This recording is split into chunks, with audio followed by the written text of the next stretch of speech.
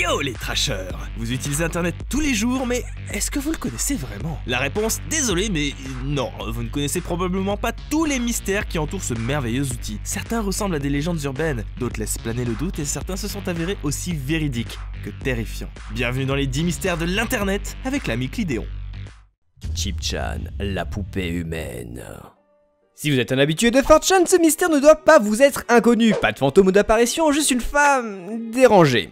Chip-chan, d'où surnom que la communauté lui a donné, est observable sur internet depuis déjà plus de 8 ans. Des milliers d'internautes suivent ses streams pour le moins perturbants. Il est possible de la regarder évoluer dans son appartement en regardant une diffusion en direct des caméras placées chez elle. Outre le trip de voyeurisme poussé à l'extrême, ce qui est vraiment perturbant, c'est justement qu'elle est perturbée. Elle communique via des écritures brouillonnes et explique, dans ces dernières, qu'elle est sous l'emprise d'une puce pouvant la manipuler implantée dans sa cheville, faisant d'elle un véritable robot fait de chair et de sang. D'après ce qu'elle raconte sur ses bouts de papier, c'est un inconnu qui lui aurait fait cet implant à la suite d'une soirée bien arrosée. Si vous souhaitez voir ce phénomène, alors armez-vous de patience, étant donné que la bougresse peut rester immobile dans des positions cheloues pendant plus de 20 heures. Les très rares fois où elle sort de chez elle, ce sont lors des événements YouTube, laissant entrevoir sa porte barricadée. Les éléments qui ressortent du comportement de Chip-chan poussent à croire qu'il s'agit là d'un cas de schizophrénie avancée. Certains croient toutefois en la théorie de la puce contrôlant l'individu. 11BX 1371, Kill the President. Le 14 octobre 2015, une étrange vidéo voit le jour sur internet. Nommée 11BX 1371, cette dernière montre un personnage portant un masque totalement drapé de noir qui fixe la caméra. On le voit montrer une lumière sur sa paume, des symboles apparaissent de manière random à l'écran sur une ou deux frames et c'est tout. Intrigués, les internautes se sont empressés de tenter un décryptage complet et c'est là que l'histoire devient de plus en plus glauque. Des messages cachés, du morse avec la lumière dans sa main, des images ultra violentes qui apparaissent quand on passe la vidéo au spectrogramme. Le code a été décrypté et on découvre les mots Red Lips Like Tense, qui est un anagramme pour Kill the President, accompagné des coordonnées GPS désignant la Maison Blanche. Les internautes ont réussi à identifier le lieu de tournage et on a retrouvé une clé USB avec une vidéo en très haute définition. Je vous invite d'ailleurs à lire la passionnante enquête qu'a menée Le Monde sur le sujet. On ne sait toujours pas aujourd'hui s'il s'agit d'un fake ou pas, mais une deuxième vidéo du même auteur nous est parvenue, mettant en scène une femme en plus du personnage au masque. Son sens est encore aujourd'hui un grand mystère. October 28, 2011.com, le numéro du démon. Que feriez-vous si vous aviez la possibilité d'appeler vous-même l'au-delà? C'est ce que proposait l'une des théories concernant le site October 28, 2011.com. Tout commence avec un site ne possédant qu'un compte à rebours allant jusqu'au 28 octobre 2011. Pour le moment, rien de très effrayant. C'est une fois ce compteur dépassé que ça s'emballe. Un numéro de téléphone apparaît, il en faut pas plus à certains pour l'essayer. Les témoignages rapportent tous l'écoute de murmures de voix profondes et totalement incompréhensibles. Il y en a même qui disent avoir entendu un objet lourd se faire traîner sur le sol. Un internaute un peu plus téméraire que les autres a même appelé 6 fois le numéro et a entendu « It's him again ». Vous pouvez encore visiter le site aujourd'hui, mais rien d'extraordinaire sur ce dernier, sinon qu'il est bourré de bannières publicitaires et de malware. De quoi casser un petit peu le mythe. Markovian Parallax Denigrate, le spy code. En 1990, les utilisateurs de Usenet, cherchez pas ça existe plus, eurent le droit à toute une série de posts comprenant des mots mis de façon aléatoire. Les théories partaient dans tous les sens, ça allait du contact extraterrestre au canular en passant par un code secret utilisé par les services gouvernementaux. Cette dernière théorie semble la plus proche de la réalité puisqu'en 2004, une femme a été arrêtée pour espionnage et surprise, son nom figurait dans le Markovian Parallax Denigrate. Coïncidence? Peut-être. Reste que nous n'avons strictement aucune idée de comment fonctionne le code. Encore aujourd'hui, les internautes du monde entier se penchent sur ce mystère et il se pourrait que tout ceci ne soit qu'un spam ou un canular.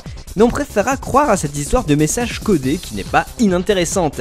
Être un lanceur d'alerte est dangereux et l'histoire de Snowden, Assange ou Manning est là pour prouver qu'il vaut mieux parfois rester dans l'anonymat plutôt que de montrer son véritable visage.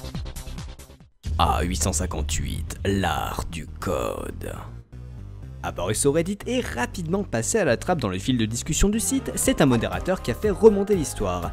Il s'agit d'une série de postes comportant des lignes et des lignes de code mélangeant chiffres et lettres formant des pavés illisibles et incompréhensibles.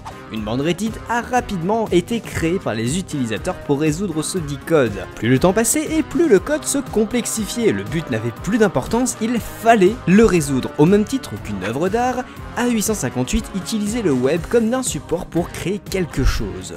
On peut d'ailleurs, après déchiffrage de certains posts, voir des illustrations faites avec des symboles du clavier, comme Stonehenge par exemple, signé de son pseudonyme. Mais quel était le but de ce code? Personne ne le sait vraiment et on ne le saura probablement jamais. Mais est-ce que c'est si important que ça? La borne de résolution a rassemblé des centaines, voire des milliers d'internautes qui sont devenus amis. Et même s'il n'est jamais résolu, ce mystère a déjà offert beaucoup à la communauté. Le rassemblement autour d'un but commun par exemple. Et ça, c'est beau. Mariana's Web, les profondeurs du net. On a l'habitude de représenter Internet comme un iceberg avec une face émergée qu'on connaît tous et plusieurs niveaux de profondeur nous amenant vers les abysses. En réalité, voyez plutôt Internet comme des réseaux plus ou moins verrouillés. Par exemple, vous avez le Deep Web, accessible via un logiciel qui contient un véritable microcosme grouillant souvent d'activités illégales. Trafic d'organes, de drogue ou même d'êtres humains. Là où ça rentre dans le domaine de la légende urbaine, du mythe, bref de ce qui nous intéresse, c'est le réseau caché, inaccessible supposé boss final des internets, à savoir Mariana's Web. Ce niveau légendaire est prétendument le berceau de toutes les connaissances cachées à l'humanité tout entière. La localisation de l'Atlantide, le Graal, la vie extraterrestre, la tour Tesla qui fournirait une énergie propre et illimitée, chocolatine ou pain au chocolat, tout y est. La légende veut que ce soit si crypté qu'il faudrait un ordinateur quantique capable de décrypter la dérivée de Fagigol pour y accéder. S'il existe bien un dark web où on peut acheter armes, drogues et tueurs à gages, l'idée de connaissances interdites à l'humanité cachée sur un réseau privé, ça tient plus de la science-fiction que de la réalité selon moi. Mais qui sait, peut-être que nos machines seront assez puissantes dans quelques dizaines voire centaines d'années pour résoudre ce mystère. Affaire à suivre donc. John Titor, le voyageur temporel. John Titor est le nom d'un utilisateur sur divers forums traitant de voyages dans le temps ayant posté entre octobre 2000 et mars 2001. Il affirme venir de l'année 2036, une année dévastée par la guerre, et apporte même des preuves photos de ses dires. Il explique durant ses posts qu'il a utilisé une machine à voyager dans le temps et nous explique même comment elle fonctionne. Ce qui fait que du coup les internautes ont eu tendance à le croire quand il a prédit la fin du monde. Comment ? État policier des States en 2004, épidémie de vaches folles, guerre civile, guerre mondiale, utilisation d'armes nucléaires, et enfin, bug informatique en 2038 empêchant tout ordinateur de fonctionner. Ah! Ouais, bon, ça s'est pas exactement passé comme ça, mais qui sait? Le cas de John Titor est particulièrement intéressant dans le sens où le personnage a popularisé le scénario catastrophe et le voyage temporel. Vous retrouverez d'ailleurs très souvent dans la culture pop John Titor et le voyage temporel liés. Prenez par exemple Steingate. L'apparition de John coïncide avec le faux bug de l'an 2000 qui se retrouve dans son histoire de fin du monde. Une histoire qui a au moins eu le mérite de faire rêver l'internet, mais qui ne semble pas très crédible vu qu'il n'y a pas trop de conflits nucléaires actuellement, hein. Enfin, je crois. 973 et Nemu 973. On les utilise dans notre vie de tous les jours. Thalès. Les maths. Tiens, par exemple, saviez-vous qu'en numérologie, le chiffre 9 signifiait l'universel, l'ouverture des horizons et l'accomplissement final? Gardez ça en tête si vous visitez un jour 973 et Nemu 973, qui est un anagramme pour The Human, l'homme en français. Le site a été créé par David Denison, qui faisait partie des grandes figures du surréalisme britannique dans les années 1970 et 1980. Il pense que son art est un voyage et que son site en est le point culminant. Vous pourrez y trouver la présentation de ce qu'il semble être un gros fourre-tout d'idées pouvant radicalement changer votre vision des choses. Enfin, si vous arrivez à déchiffrer la logique derrière l'agencement du site, ce qui relève plus du miracle qu'autre chose.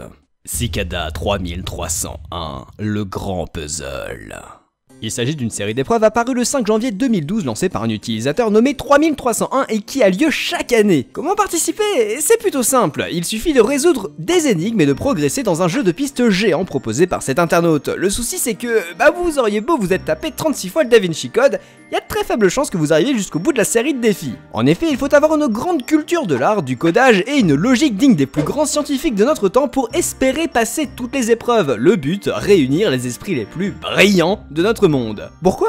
C'est une bonne question, nous n'en savons rien. Un email aurait fuité en 2012 à la fin de la première édition signé de l'organisation Anonymous. Rien d'officiel toutefois, donc le mystère reste entier. Cette méthode de recrutement fait toutefois penser aux méthodes du FBI qui s'en sert pour recruter de très bons décrypteurs et hackers à employer pour la sécurité de l'État. Tenez, fun fact, Google avait fait la même en proposant un jeu à un ingénieur ayant fait une recherche bien spécifique. Il a obtenu un job dans la compagnie après avoir complété tous les tests. Les bitcoins, la mort des banques. Si pour vous, gouvernement rime avec emmerdement, alors vous devez sûrement connaître les bitcoins. Pour ceux qui ne connaissent pas, c'est une monnaie ne dépendant d'aucune banque ou de devise commune. Les transactions sont anonymes et en peer-to-peer, c'est-à-dire d'utilisateur à utilisateur sans aucun intermédiaire. Aujourd'hui, on estime qu'un bitcoin est équivalent à 600 €. La monnaie est tellement avantageuse que la Chine voulait carrément l'interdire, ce qui a ralenti son expansion dans l'empire du milieu. Zone d'ombre toutefois, son créateur, Satoshi Nakamoto, personne s'entend littéralement du néant. On ne sait rien de lui, il est même très probable que ce nom ne soit qu'un pseudonyme pour avoir la paix avec les autorités. Les différentes pistes n'ont rien donné, nous sommes arrivés sur un retraité japonais qui n'avait strictement aucune idée de pourquoi la police était à sa porte, une multitude de personnes dans le monde se sont déjà fait arrêter, mais pour le moment Satoshi Nakamoto court toujours, et peut-être qu'il ne sera jamais attrapé. Les mythes sont dans l'ADN d'Internet. Internet est un réseau tellement vaste que fatalement il y a des zones d'ombre desquelles naissent les mystères, et bien qu'Internet ait tendance à déchanter le monde en le rendant transparent à grands coups d'algorithme, on veut croire à ces moments d'irrationalité. Ces codes sont parfois utilisés par le marketing, comme l'énigme qui a été mise en place par le groupe Board of Canada. Après près de 10 ans d'absence et de silence, un homme trouve chez un disquaire un disque mystérieux qui joue un code très court. Bientôt, aux 4 coins du monde, on découvre ces disques avec à chaque fois une piste différente. Le jeu prend de l'ampleur. Une coupure pub à la radio qui diffuse de nouveaux chiffres, un obscur Twitter, une bande son analysée au spectrogramme et des coordonnées GPS qui aboutissent à la révélation de l'album sur un site protégé par mot de passe. Magnifique. On pourrait aussi parler plus proche de nous avec le mystère d'Antoine Daniel et ses étranges suites de chiffres et de lettres qui apparaissaient dans ses vidéos. En les regroupant, on tombait sur une mystérieuse chaîne dont le mystère n'est toujours pas résolu. Et des mystères d'internet, il y en a encore beaucoup, je suis assez curieux de connaître ceux qui vous passionnent le plus. N'hésitez pas à partager cette vidéo à vos amis pour leur donner des frissons, lâchez le pouce bleu de l'amour, on se retrouve bientôt, ciao!